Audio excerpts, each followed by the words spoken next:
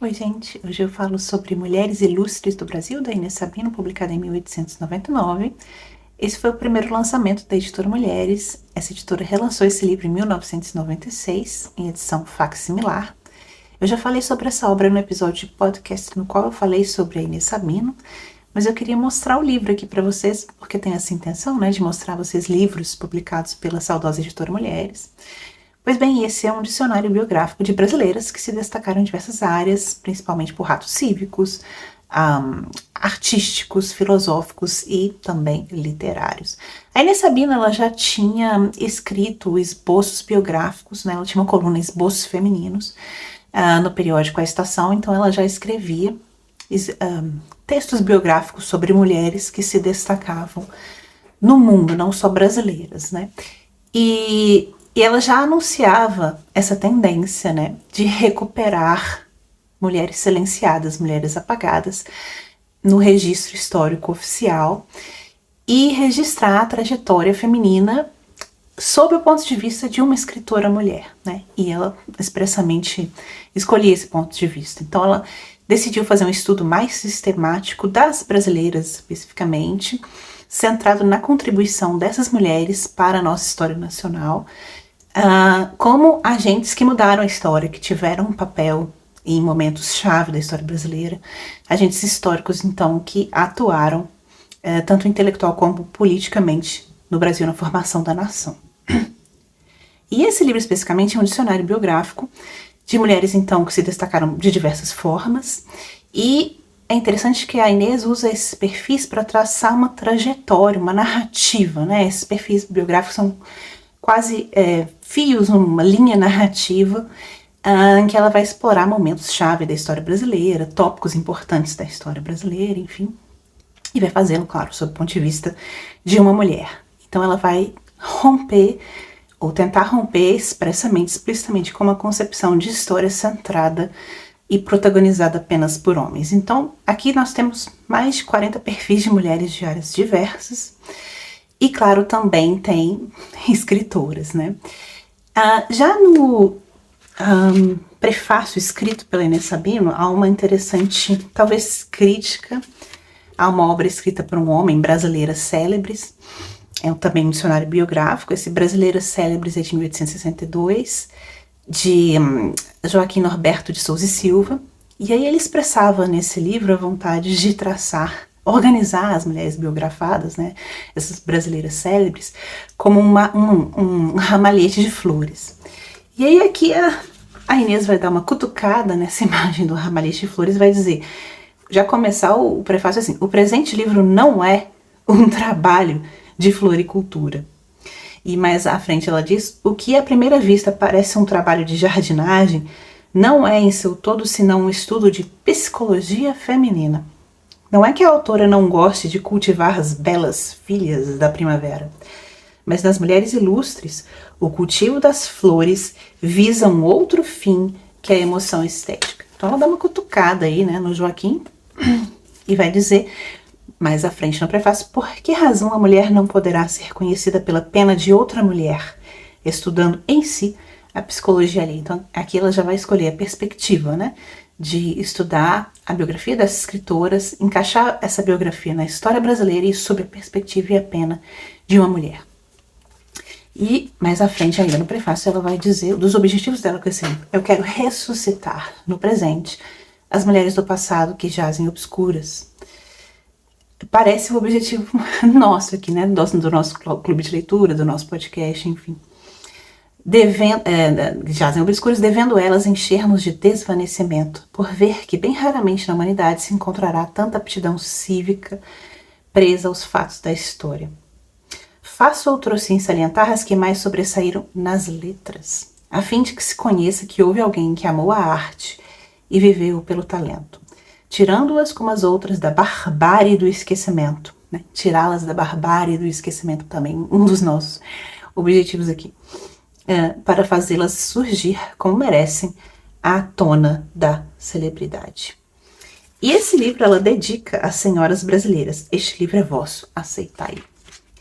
E ela vai traçar diversas mulheres para nosso particular interesse aqui. nós temos o interesse nas escritoras, né? Ela vai falar de Anísia Floresta, vai falar também da baronesa de Mamanguape, né, Carmen Freire. E é interessante que a forma como ela vai traçar esses verbetes biográficos, né, esses ensaios biográficos, ela tem um estilo bastante florido, bastante literário. Ela não vai se ater muito a falar datas, nada disso. Ela vai se ater a falar conheci, ou alguém que a conheceu essa pessoa, e essa pessoa descreveu essa mulher assim, assim, assado, enfim.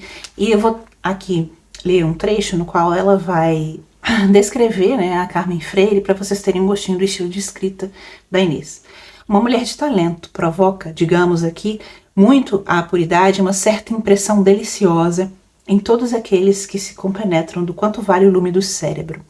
E se ela não acelera a fama, tornando-se ruidosa, então é como um desses lírios que nascem nas grotas à beira da estrada, mas cujo perfume aproxima aqueles que adoram as flores raras. Então, para vocês terem esse gostinho, né? Ela não vai só falar especificamente daquela pessoa que ela está retratando, mas ela vai usar aquela pessoa realmente para falar das próprias ideias dela sobre a mulher, sobre a condição da mulher, sobre os fatos históricos retratados. E aqui mais à frente, ainda falando sobre a Carmen Freire, é nessas condições que eu admiro-a como heroína por arcar com o desprezo, permita-se-me a frase, e irrisão até que se lança à mulher que trabalha pela inteligência, nesse humilde labor ainda não bem compreendido, por não se levar a sério os trabalhos femininos que saem da forja da imaginação, nessa febre sem cura que desespera, sobretudo, quem, como ela, via a seu lado uma filha angélica e um filho para educar. Então veja aqui o posicionamento da Inês sobre a mulher escritora e os preconceitos que a mulher escritora sofria, e veja que a Inês faz questão de dizer aqui que essa é uma escritora que era mãe, né? Então que essas duas atividades não estavam em conflito. Veja a Inês usando esse perfil para se posicionar em um debate sobre a profissionalização da mulher como escritora. Ela também vai falar de uma outra autora que vamos ler no nosso podcast, que é a Maria Benedita Bormann, que assinava aí sob o pseudônimo de Délia.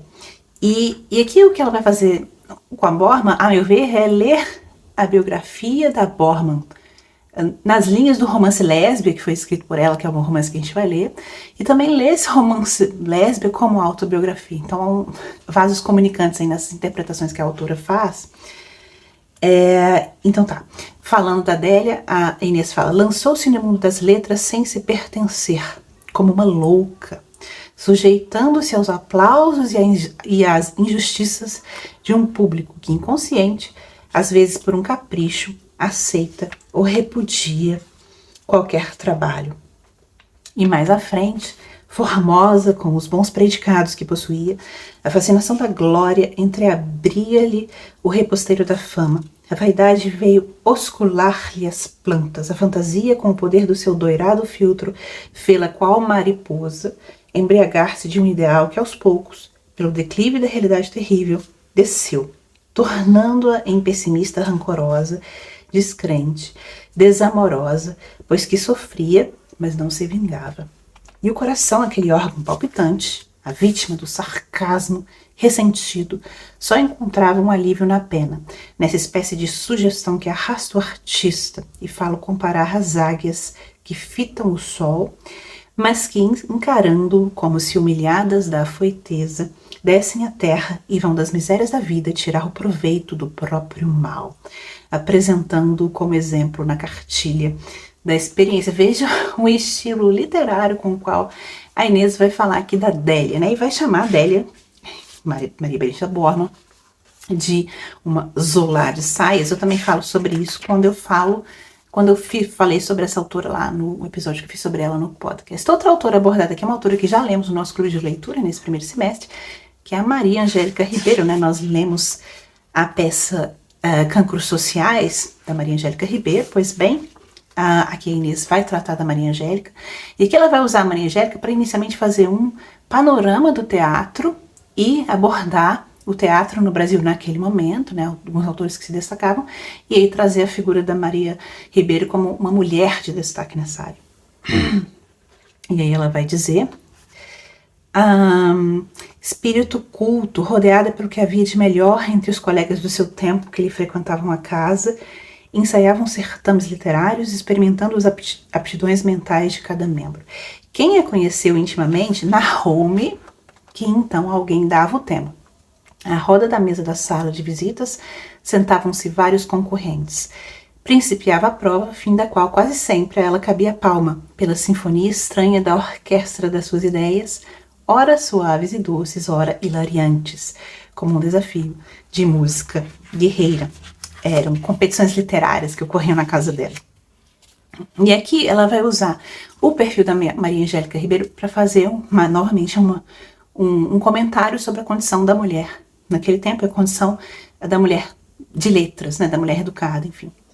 Quando na nossa literatura se der uma completa transformação, o que não será para os nossos dias, quando a válvula do progresso conceder à brasileira ilustrado o lugar que lhe compete nas artes, letras e ciências e no jornalismo, quando o homem se convencer que a mulher pode enfrentá-lo, medindo o pensamento, colocando-se na altura de uma Martineau, aqui ela está falando da Harriet Martineau, ou de uma George Eliot, quando uma simples pena d'ácido e algumas gotas de tinta tirarem da alvenaria da razão as páginas que deslumbram, as nossas patrícias, as brasileiras, tornadas em sacerdotisas do belo, serão as melhores professoras dos seus filhos.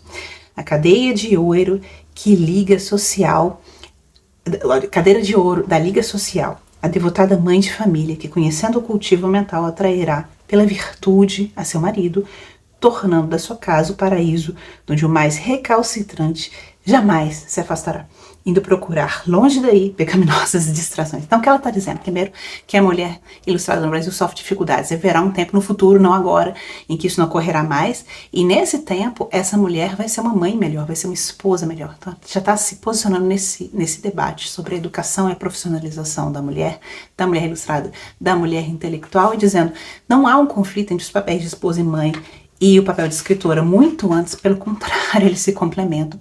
E o papel de esposa e mãe será melhor exercido pela mulher de maior instrução. Ela também vem falar da Delfina Benigna da Cunha, né, poeta, e aqui eu vou ler um trecho de um poema mencionado pela Inês. Mas que posso eu fazer? Fraca nas trevas, sem gozar esse dom que é gozo, é vida. Sim, a vida o que é força, é gozo. É a luz que ilumina o espaço imenso. Quem não goza a brilhante primavera? Aquele a quem distante dos seus olhos todas as flores têm a cor da noite. Ela era cega, né? Poeta cega. A Inês também vai falar da Corina Quaraci.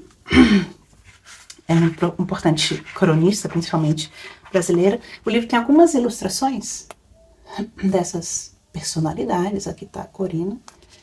Na capa do livro Mulheres de Ontem, nós temos uma foto da Corina. Mencionei isso quando falei sobre esse livro, né? E aqui a Inês vai fazer um elogio à Corina, um elogio que era muito comum de ser feito quando homens elogiavam escritores. E a Inês vai reproduzir esse elogio, dizendo que a Corina tinha um estilo másculo. Já falei isso com vocês, né? Essa codificação entre feminino e masculino, o masculino visto como algo superior, mais intelectual, mais artístico, e, portanto, a mulher que escrevia bem é vista como máscula. E por isso mesmo visto como de uma certa forma estranha. E então a Inês fala da Corina, máscula, trabalhadora, artista, nos debates da ideia sabia dizer como homem, burilhando ainda o seu estilo já correto, seguindo avante no caminho que escolhera, desdenhando as opiniões que desbastam o crédito da mulher, que tem a infelicidade de pegar da pena e fazer dela o bordão, ombreando assim com o homem. Mais uma vez, veja que a Inês critica o preconceito que havia contra a mulher escritora. E aqui ela vai falar que a Corina trabalhava com o marido, enfim, ela vem pontuar exatamente que essa atividade da Corina como escritora não estava em conflito com sua atividade como esposa, enfim. Novamente esse argumento aí nesse debate. E por fim, ela fala sobre poetas, poetisas, e eu vou selecionar aqui a Amália Figueroa, porque a Inês cita aqui um poema da Amália, então vou ler para vocês. Esperança. Como na moita de espinhos desabrocha o branco lírio, assim a esperança em nossa alma veja mais no martírio. Branca luz que só se apaga, a luz pálida do círio. A esperança com as dores sempre vai se entrelaçar. No próprio pranto ela brilha como um farol sobre o mar. Flor que nasce no rochedo e que a chuva faz brilhar. Que imagem bonita, né? Assim, na ideia, a ilusão vai 1000 quadros desdobrar. E quando a realidade no chão os faz desabar, resta Deus, e a esperança nos manda para o céu olhar. E passa a vida. O destino não muda o que decretou. As flores nascidas ontem, o sol de hoje as murchou. Só a esperança persiste, luz que jamais se apagou. Bom, é isso, um breve resumo desse livro. Eu queria apenas mostrá-lo aqui para vocês. Falei mais sobre essa autora, sobre essa obra e outras obras dela no episódio que fiz o podcast. Mas como é uma obra da editora Mulheres, queria mostrar. Tem também essas ilustrações das autoras, né? Tem também a imagem da Adélia, que na verdade é muito divulgada incorretamente. Que é a Adélia, Maria Benedita Bormann, e essa imagem divulgada como sendo da Maria Firmino dos Reis. Na verdade não, é Maria Benedita Bormann. Vocês encontram esse livro para baixar, obviamente, está em domínio público, PDF, enfim, é fácil de encontrar. E então é isso, espero que tenham gostado. E como vamos ler essa autora no próximo semestre, né, vou até pegar aqui o livro que a gente vai ler. A gente vai ler Lutas do Coração, da Inês Sabino. Essa aqui é a edição da editora Mulheres, mas há uma edição mais recente pela Janela Amarela. Ele vai ser o livro de setembro do segundo semestre. É um livro interessante para se pensar a condição da mulher naquele tempo, né? Principalmente da mulher desviante, qual o tratamento que essa autora vai dar a essa mulher desviante. Desviante em vários sentidos. E então eu quis, da mesma autora, de Lutas do Coração, trazer essa obra de não ficção, Mulheres Ilustres do Brasil. É isso. Vídeo curtinho, espero que tenham gostado. E eu vejo vocês no próximo vídeo, no próximo livro.